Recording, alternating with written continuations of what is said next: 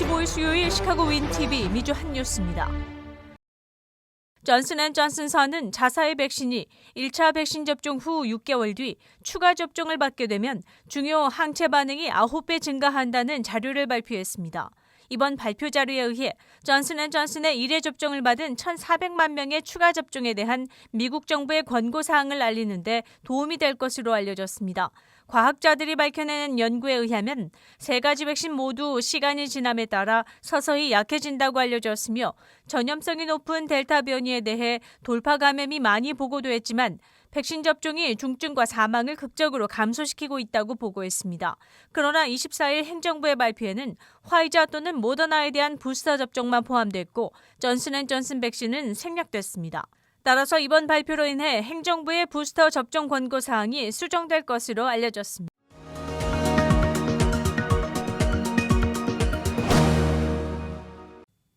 대법원은 24일 수천 명의 망명 신청자들이 청문회 대기 장소를 미국이 아닌 멕시코로 지정한 트럼프 전 대통령의 방침을 승인했습니다. 바이든 대통령이 이 멕시코 잔류 정책의 폐기를 결정했지만 대법원이 이를 6대3으로 거부했습니다. 트럼프 전 대통령은 MPP 정책으로 명명된 멕시코 잔류 프로그램에 따라 망명 신청자들을 멕시코로 돌려보내 대기하는 정책을 발효했습니다. 민주당 의원들과 이민 옹호자들은 MPP 정책이 주로 중미에서 온 이민자들을 멕시코 국경 도시의 위험한 상황에 처하게 만들었다고 비난했습니다. 미국 국경을 넘다 적발된 이민자들의 체포가 최근 몇 달 동안 20년 만에 최고치에 달했으며 공화당은 바이든의 MPP 및 기타 트럼프 이민 정책의 철회에 대해 비난하고 있습니다. 그렇지만 바이든 행정부는 공중보건 위기로 인해 미국 국경 당국이 미국 망명 기회를 제공하지 않고 국경에 대기 중인 이민자들을 신속하게 추방할 수 있는 트럼프 전 대통령의 방침은 유지하고 있습니다.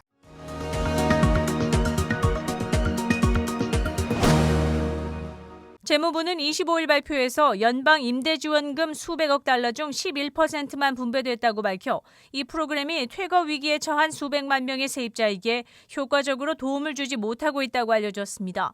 최근 데이터에 따르면 6월에 비해 7월 지원금 배포 속도가 일부 상승했으며 100만 가구 정도가 도움을 받은 것으로 밝혀졌습니다. 하지만 연방대법원은 퇴거 모라토리엄을 연장하지 않고 있어 더 많은 임대지원금이 배포되기 전에 퇴거 대란이 발생할 수 있어 우려되고 있습니다. 의회는 올해 초 465억 달러의 임대 지원을 승인했으며 대부분의 주에서 250억 달러의 첫 번째 분량을 분배 중입니다. 전문가들은 이 임대지원금 신청 과정이 세입자를 돕는 것보다 사기를 방지하는 데 초점을 맞춘 것처럼 보이는 부담스러운 프로세스로 인해 여전히 비판받는다고 알려졌습니다.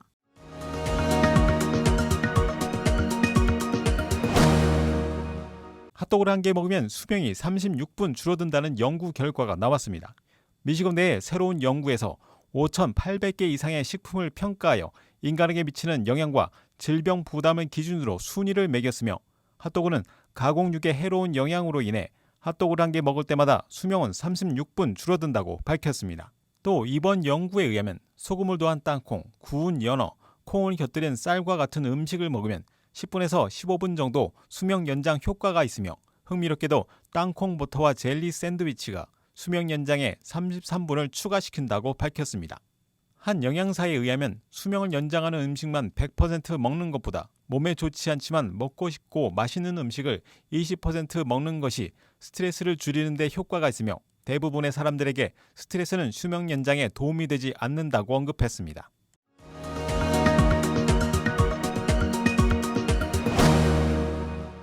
민주당 하원은 24일 3조 5천억 달러의 예산 결의안을 통과시켰으며 1조 달러의 인프라 확충 법안을 제출했습니다. 이번 투표를 통해 민주당은 공화당 없이 대규모의 예산을 구성, 승인할 수 있으며 상원에서 통과된 인프라 법안이 하원에서 통과될 수 있는 발판을 마련했다고 알려졌습니다. 낸시 펠로시 하원 의장은 24일 성명에서 9월 27일까지 초당적 인프라 확충 법안을 통과시키기 위해 노력하고 있다고 언급했습니다. 이번 표결은 찬성 220표, 반대 212표로 통과되었습니다. 공화당 의원들은 이번 민주당의 계획이 인플레이션을 증가시킬 것이라고 주장하고 있습니다.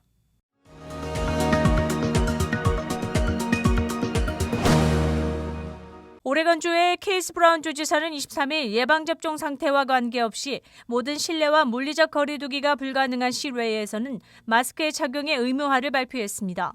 오레건주를 포함한 몇몇 주들은 최근 델타 변이 코로나 바이러스가 다시 확산되자 실내 마스크 의무화를 발표했습니다. 하지만 실외에서의 마스크를 의무화한 주는 오레건이 처음입니다. 보건당국자들에 의하면 음악축제와 같은 야외 행사 주변에서 감염 사례가 집중되는 것을 보고받고 있기 때문이라고 전했습니다. 물론 이 규칙은 공공장소가 아닌 가정의 야드에서의 모임에는 적용할 수 없지만 당국은 이런 상황에서도 마스크를 착용할 것을 강력히 권장한다고 언급했습니다. 현재 오레건주는 집중치료 병상의 90%가 사용 중이며 많은 비필수 수술이 취소됐고 일부 환자들은 복도에 수용된 것으로 전해졌습니다.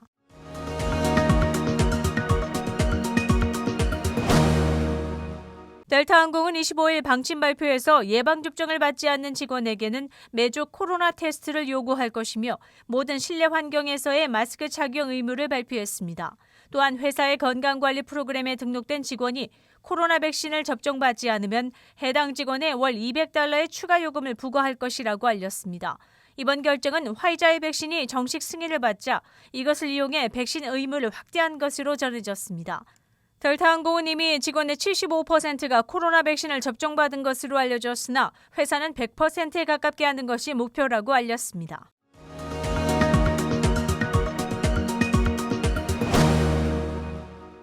(8월 25일) 수요일 코로나19 현황입니다. 미 전 지역 신규 확진 14만 7,619명, 신규 사망 1,134명, 백신 완전 접종률은 52.2%를 나타냈습니다.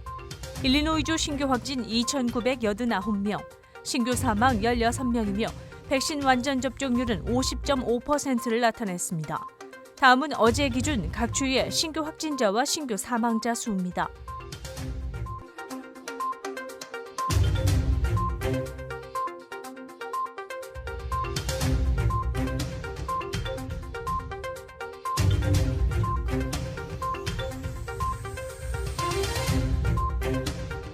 다음은 각 주의 백신 완전 접종 비율 상황입니다.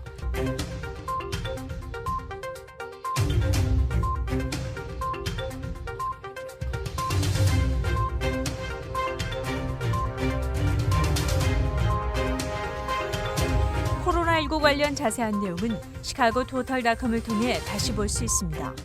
윈TV 채널 24.5와 MCTV 채널 24.6 방송은 안테나를 이용한 공중파 방송을 통해 시청할 수 있습니다. 코로나19 비상시국 뉴스24에서는 여러분의 제보를 기다립니다. 제보 전화 847-290-8282번입니다.